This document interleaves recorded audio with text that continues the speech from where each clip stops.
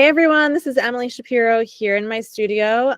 Today I'm interviewing Ashleigh Bergman from Milestones by Ashleigh Bergman, and I am so excited to be chatting with you today. Thank you so much.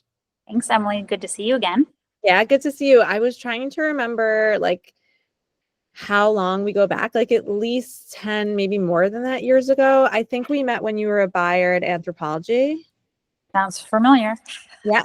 Yep, I think that's how we first. That was more than 10 years. Yeah, because this is actually the 10-year anniversary of Milestones. So it was Oh God. 11 years. Yeah. That's crazy. So I want to hear all about Milestones, but before I kind of wanted to pick your brain, I'd love to know more, like, how did you get started in the industry? I don't know anything about this, so I just really am so curious. I literally rolled out of bed when I was a baby and just poof, got into retail and jewelry because I was born obsessed, honestly. And I come from a long line of entrepreneurs and jewelry lovers. But in all honesty, when I was 14, I started working by choice at Fred Segal in Santa Monica. And I was just, a shop girl and learning everything from how to tie the perfect bow to what the best glass cleaner was. And it's where I learned how important every detail was.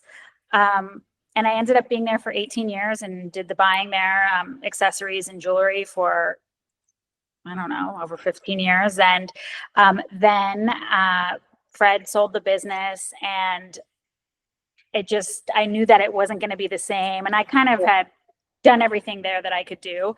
So I was ready to move on. And actually, during the same time, Anthropology came knocking at my door, and they offered me a position I couldn't refuse as the senior jewelry buyer for all of their 250 stores and their web business. And so I moved to Philadelphia in the coldest winter they'd ever had.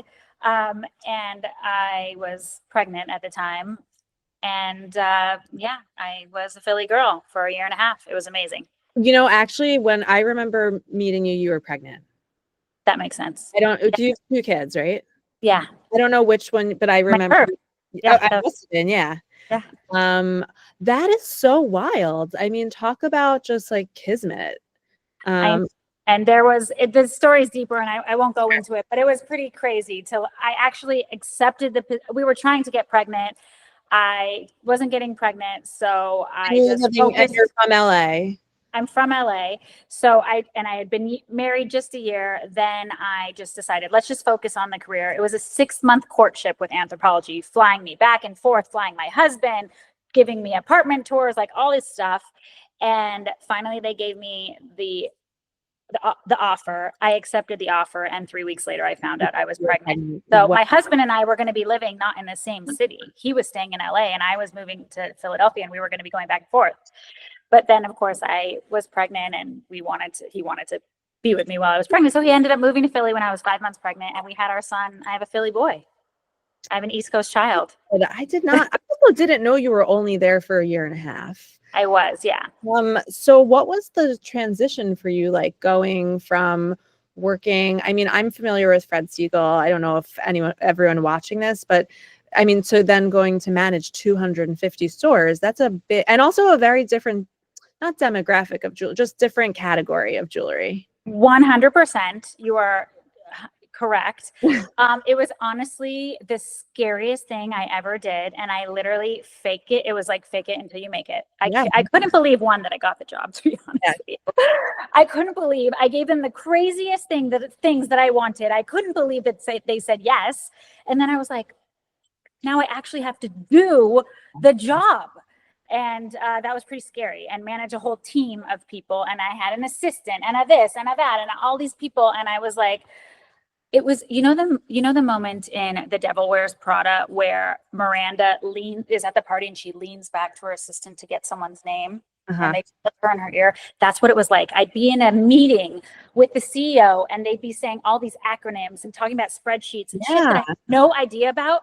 And he would be like, what's the SMRP or blah, blah, blah, blah, blah. And I would literally lean back, and my assistant would tell me in my ear, and then I would just say it like I knew what the hell I was talking about. So question for you when you were at Fred Segal, because again, this is, I mean, a really well-respected, well-known place, and incredible jewelry. But, sometimes when you only work at one place, they have one way of doing things, right? And so there's a lot of things that you learn, but you're only learning it their way. Like, do you feel like there were things, I'm sure there were ways that you were very prepared, but there were probably things that like you said, you didn't know names of things. Like, was it just a fake it till you make it, or? Well, honestly, it was like getting paid to go to grad school. And I'm so Yeah. grateful for the opportunity, because working corporate when you're managing that many stores is a totally different ballgame than managing 2 stores that are like style, family owned. And my background at Fred Siegel was all super high end. It was about discovering and setting the latest trends. And they wanted to kind of, I think the reason they wanted me at Anthro is because they wanted to sort of change the feeling of Anthropologie jewelry and make it more high end. Now it ended up not being what the customers wanted, but that was the goal. So that's why they wanted someone from the high end jewelry world. But it definitely, and also at Fred Siegel, for me, it was more about like instinct. It wasn't really, I didn't look at Anthro, it was like, oh my goodness, green's doing really well, let's buy all green. It wasn't like that at all at Fred Siegel, Right. nor is it now in my business. Yeah. So it was way more numbers driven, strategy driven, less instinct, more, but what's been great is that in my business now, I get to kind of marry those two. That was my next question, which is great. So, okay, because I have so many things, but so what was the transition like, or how did you and when did you make the leap from, I mean, having this like big power role at Anthro and then deciding, I mean, I imagine at some point you decided it wasn't the right fit or a number of reasons, to then branching out on your own. Like, what was that like? So again, I loved the experience of working in Anthropologie. I loved the team that I worked with. I loved my bosses. I loved Philadelphia, but it was time for my husband to go back to his career. He had been working by coastal and it was very hard. And we also had the first grandchild of our family and everything with the baby. Also, I just really missed having that touch point with the customer. So even though I was the buyer at Fred Siegel, I was always always talking to my clients. What are you loving? What are you not loving? They'd be asking me, what shoes are you wearing? Where should I go to dinner? It wasn't just about the jewelry. It was a relationship. And I was really missing that piece at Anthro. We did store visits, but like, it would be kind of like, you just be like in the corner lurking and watching the women at the jewelry counter. It wasn't like such a different such different categories of what you do now. Anyhow, what did I want to say about? So first grandchild, I was asking like how you decided to make the leap back to LA and like initially open your own. Yeah. So initially when I left, Anthro said, you should start a consulting company and we'll be your first client. Because, they had to find someone to replace me, and that to fill that position might not. This sounds familiar. Overnight. Yeah. So I started consulting for them, and then brands, that I obviously, after being in the industry for 20 years, designers know me and they would hear I'm back in LA. So they started calling me to be like, can you consult for me? Stores and jewelry designers, which makes perfect sense. You want to know a buyer's perspective, what are they looking for? What kind of assortment? What are the price points? Does my line sheet look good? Blah, blah, blah, blah, blah. So I started consulting just because honestly, I love my child, but I could not be home with my child 24 hours a day. I've been working since I was 14 years old, and I live, breathe, eat jewelry. So I needed to do something. You need to do that to feel you. Everybody's different. I feel very connected to that. I need that aspect of my life as well, to feel like I'm a good mom and a whole human. Exactly. So I started doing that. And again, there was something missing. I missed working with her. I missed seeing her face light up when she got that piece of jewelry, when she tried that ring on. It was like, I have to have this. And so people started calling me, clients, friends, oh, can you help me with this engagement ring? Can you help me? I need a present. And of course, I, at that point, had relationships with vendors for 25 years that would just give me whatever I wanted, with a handshake. So I started just working with individual people, and I was like, this is what I need to be doing, because this is what I miss. I love brands and everything, but like, I just love the customer.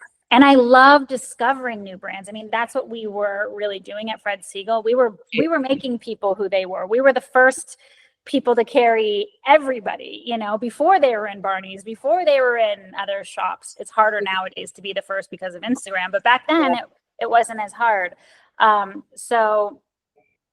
I started helping people just on a one-on-one basis. And then I was like, there's something to this. Then someone's like, you should put this on Instagram. And I start posting here and there. Never use my face. It was just jewelry. Never my likeness. I never talked. It was just jewelry. And people start buying things from all over the world, not knowing who I was. I didn't take it. And I was like, okay, this is it. This is what I want to do. So that's how it started 10 years ago. Wow. So like, I obviously follow you on Instagram. You're a great follow, by the way. You're hilarious. And obviously your stuff is blingy and gorgeous and all the things, but it just also feels like so unique and honest. And I feel like the Instagram or whatever social accounts that do well are like the people who are, it's genuine, you know? Like what, is that a huge part of your business? And is that a huge part of your day to day? It is the biggest part of my business. And I wish I had time to make it the biggest part of my day to day because I do enjoy it and it's really vital to my business. Yeah. But of course, there's so many facets and so many things I need to have my hands in. So as I mentioned, when I first started Milestones, I never put myself on. Because I thought, who gives a shit about that? It's not jewelry. But I kept going to conferences and talking to people and, you know, people who were successful in this world, not necessarily with jewelry, but in monetizing their social media. And they were like, you don't understand. You have to be on it. It's your name. It's your brand. And then it started to click because remember when I said earlier about even though I was the buyer, I was always on the floor talking to clients and they used to ask me, what bag are you carrying? Where should we eat tonight? Da, da, da, da, da. And I realized if they know you and they trust you and they know you have good taste and they see you and they like your taste, there's a comfort level there. And then, I trust you to buy that. I want that $5,000 ring. You know? It's like your sales floor now. Exactly. Yeah. Exactly. So I started to incorporate myself and understand that people like want to know who this person is and I'm a real person, you know, what you see is what you get. Like if you came into my office, it would be the same person that you see on Instagram, you know, and luckily I get to hear that all the time from clients that come into the studio, like, oh my God, you're the same. I'm like, yeah, who else would I be? You know? So, I just try to be, you know, my authentic self. And of course, you know, like no filters, I wear makeup, I don't wear makeup, I have a pimple, I don't have a pimple. I mean, I try when I can to make the lighting good, but it's not always good. It's good. Why not? Why not use our resources we have? If you have it. Yeah, right. I feel like you post a lot about your personal life too. Not a lot. I feel like you post enough. Do you ever feel like conflicted with like how much because I feel like this sometimes. So this is a selfish question. Yeah. Like where do you draw the line? Do you feel like you have to draw a line or do you just kind of like go off the cusp? Is it something intentional that you think about? Like, yes, it's very, very thought out because I have other people to think of, like 2 kids, a husband, and I respect their privacy and their wishes. You know, my husband has been very clear that he's not interested. He doesn't have social media. It's just not his thing. And I respect that.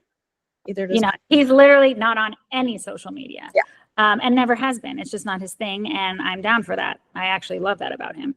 So, you know, if we're on vacation and I want to post something, you know, I'm thoughtful about it. And I ask his permission or like, as long as it's not like every day, all day, he doesn't care if it's a one-off once in a while, but like, you know, he's just not interested and that's fine. So, and as for my kids, when they, you know, say, put the camera down, because they do, I say, no problem. Yeah. Or if I'm recording that, doing something and they're like, I don't want you to share that, or can you delete that? Of course I will. How old are your kids? They're 10 and 7. Okay. So you're like mine are 4 and almost 7. So you're like just a little bit older than me. So I feel like my oldest is like just starting to become conscious of like that there's a place out there where these things are shared sometimes. And like, this is like a delicate thing.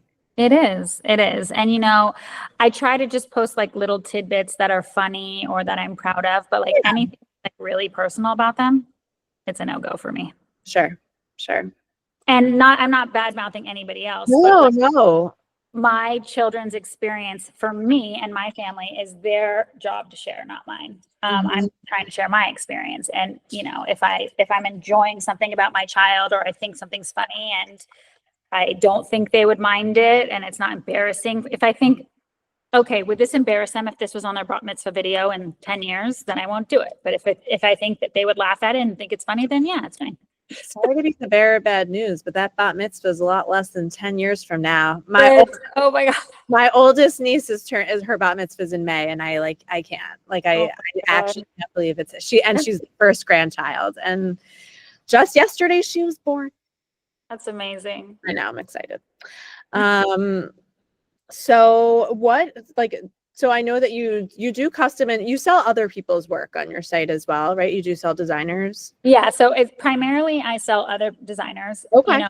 Through my background, I at Fred Siegel also had my own jewelry line with Nina Siegel, Fred's daughter. We had a jewelry line together that we wholesaled at stores around the world. I knew about her line. I didn't know you were involved in it. Yeah, so her line now, she has Nina Siegel, but we had a line together called Nash, Nina and Ash, which was really beautiful. It was a collection of vintage, mostly Catholic medals that we made into really cool jewelry. Two Jewish girls loving Catholic medals. What can I say? They're just gorgeous. And we made beautiful one-of-a-kind pieces that we sold all over. And then through Anthro, I really, as you mentioned, we did fine jewelry, but most of it was developing costume jewelry. So I've got to learn that whole side of the world. And because I've got to do sort of everything, I do exactly what I want, which is discovering other designers. I am so enamored by what people come up with and how they reinvent something that's already been done. Because let's face it, most of the time it's already been done. And then, so I sell designer fine jewelry. I sell non-branded fine jewelry. So jewelry that I source from different factories all over the world. And then I also design jewelry, but I don't design a seasonal line. So I design something if I find a stone that I like and love and I have an idea, or I see something vintage, but I want to put my spin on it, or I see something, but I think I can do it a little different or better. Or there's something that I want that I can't find in the market. I'll just make it because I have resources for the best diamond dealers, stone dealers, manufacturers in so many countries, locally, overseas, and every project is different. So engagement rings, everything, custom redesigns, people's family heirlooms that we redo. But yeah, I do love selling designer jewelry, other people's designs. Do you have anything that comes to mind of a challenge that you face working with, because you do work with so many different vendors? I mean, and if you can't think of one off the top of your head, that's, or yeah, just one thing that you have had, or something you look out for. Yeah, I can think of something. So like I mentioned about the whole reinventing the wheel, I've had my experience in this business is that everyone thinks they're the first one to do it. When really I would say 99% of the time, you're not the first one to do it. In fact, it was probably done 1,000 years ago, but, and it's challenging working with, I work with, 100 different designers and manufacturers. And, there can be some well, you're carrying that and that's very close to mine. And I try not to. I really try to make sure that every one of my designers has their own look, doesn't overlap too much. And even if the two lines are different, maybe I'll carry design A from this person and not A from this person, but I'll carry design B because it's too similar. But it's, it can get political in that way. Yeah, I think a lot of people, and this is more coming from a teacher, I feel like there's a very fine line of being inspired and also someone copying. And I also don't think it's conscious all the time, but like you said, 99%, you're not the one creating it. We're all looking at the same fucking moon. Right. We're all inspired by the same Exactly. and everything. So it's And tricky. I've said this a lot too. I also think, and it goes to what you're saying, there's a collective consciousness, so Mhm. like there's an energy, if in TV shows that are popular, I'm making this up, but like if in television shows that are popular, there's a certain fashion that's popular and everyone's looking at that, a jewelry designer may be inspired by that fashion, right? If they're seeing pearls on all these jackets, on all these shows, they, in their back of their mind, may be like pearls, pearls, pearls. And that's happening to everybody that's watching those shows. So then they may be like, I want to do a pearl line, Well, I did a pearl line first, but you didn't fucking invent pearls. You know what I Yeah, mean?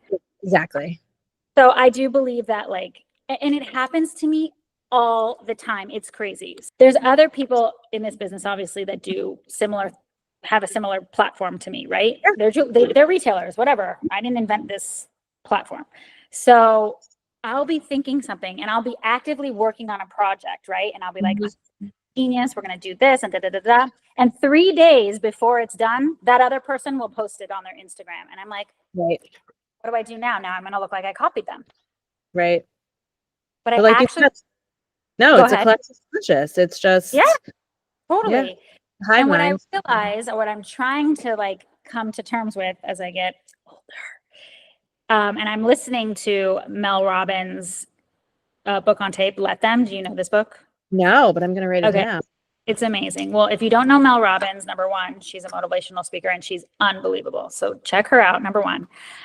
I don't read. I have no time to read.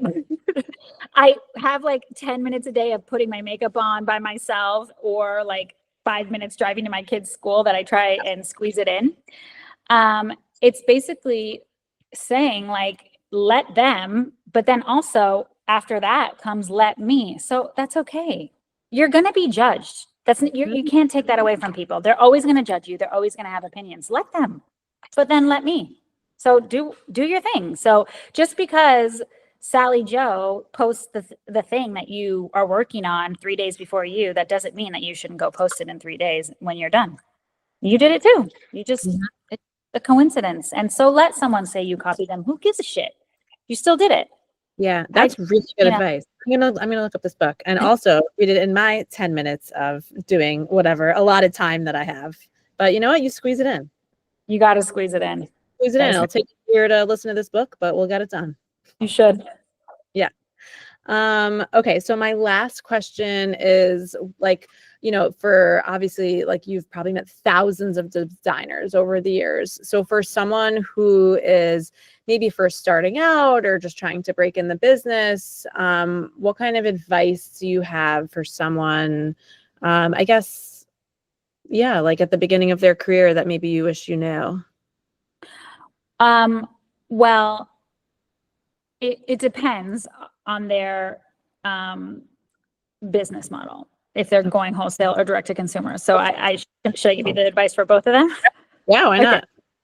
So if you're going to do wholesale, it is very, very important that you approach stores with a full-fledged line, that you're ready to go. Now, that doesn't mean everything has to be perfect, because it's never going to be perfect. Okay. Not everything is always going to be in the right. It's just not how life works. But when you you show them your assortment, you can't just have 2 rings and a necklace. Like it has to be everything, even though the client may not wear it all together, there has to be some sort of through line, a connection. Why does this necklace go with this ring? And it can't just be like a random smattering of stuff that has no story. I'm not going to have an earring with a pussycat dangling from it and then a ruby tennis necklace. Like what's the connection? It makes no sense. So maybe the ruby tennis necklace also has a pussycat dangling from it. You know what I mean? Like there has to be some connection. We just thought of something, Emily. Sure did. Lab. So, there has to be a story. And when you do present go to the store, make sure you have a line sheet. And it's not that hard. There's so many apps now where you can take the picture with your own phone and you can have a white background put into it. It needs to be focused and clean, up close picture. It has to have the wholesale, the suggested retail, and the jewelry details the carat weight of the gold, the carat weight of the stones, what the stones are, the length, and that's it. It doesn't need a lot of fancy backgrounds and all these other things to make it look cool. It just needs to be clean. Yeah. Buyers don't have time. They just want to look and know the information. Does this make sense? Do I love any of this? Does this connect? How much is that? Oh shit, our clients won't pay that. No. Or, oh my God, this is amazing. What a good price point. Yes. You know, Yeah. that's it. They're quick. They have no time. And if they don't get it, like if you approach them and you don't have if you're not ready with those pieces, they're just going to delete. They're not going to respond to you and they will move on. And you don't want too many of those times to happen where they remember this person doesn't know what the fuck they're doing. Yeah. Because to them, that signals they're not going to be long lasting. They're not going to be around in 2 seasons. What am I going to do with the merchandise that I still have in 2 seasons? They won't be able to trade out for me, or I won't be, there's all these scenarios that buyers have to work through. So that's for that person. For the designer that's going direct to consumer, again, social media, for better or for worse, is your biggest platform to sell. So you need to be posting, you need to be talking about it, you need to be talking about your process, your inspiration, show people who you are, because people are very conscious now with their dollars, as they should be, and they want to know who they're buying from. Where is this money going? What do you stand for? What charities are you giving to? What's your story? What do you love? And why should I buy this? And why should I buy it from you? What makes this beautiful? Because again, jewelry, we're inundated with all the product that we see, and nobody's has anything that they can't get somewhere else or something similar. So why you? That's the piece. Make it personal. Why you? I love that. Why you? Yeah. I have the same stuff as a lot of people. And I think that what people go to certain people because they connect with their vibe, their energy. I'm not like so unique that no one else can like find this opal necklace. But we're also like, all of us have brand loyalty to people, whether it's like an actual person or there's just a feeling you liked the quality, you liked the customer service, there's something about them you just love. I mean, like you said, it's where people, as they should, really conscious about where they're spending their money these days. And, you kind of need to make them fall in love with you a little bit. Totally. I think that for a lot of people, doing direct to consumer is a lot easier for a designer. I mean, I know I'm not speaking on behalf of my better interest, but I, of course, am here to help your students. It's so much easier to do direct to consumer where you only have to make a few pieces, one of each, and start small, and you build and you grow. And after you've designed 5 pieces and those 5 pieces are working, then you design 2 more. But again, make sure those 5 pieces tell a story. Yeah. All really great advice. Okay. So here's how can people find you? Where can they follow you? All the things. You can find me on Instagram at Milestones by AB, and my website is ashleighbergman.com. And if you're a new designer, you can always reach out to me and show me your goodies. I love seeing new designs. Oh, you're really sweet. And thank you so much for doing this. I always appreciate your friendship over the years. And thank you. This was so fun. Same here. I always love talking jewelry. And I truly believe that this community is all about, it's circular and pay it forward. And if you've got a nugget to share it. There's no gatekeeping anymore. Who does that? Yeah. Rising tides lift all ships. That's what I say. Oh, I love that. That's a good one. Yeah, you should write a book. Great idea. You did. I mean it. You did. Oh, I thought you were making a joke. I wasn't, but now I am, and it's funny. I did write a book, and you're in it. It's right behind you. It's right behind me. Go to the back section. Look for Ashleigh. That's hysterical. I love it. Always a pleasure talking to you. On that note, you have a wonderful day, and I'll see you out there on the gram. I can't wait. Have a good one. All right, you too. Bye.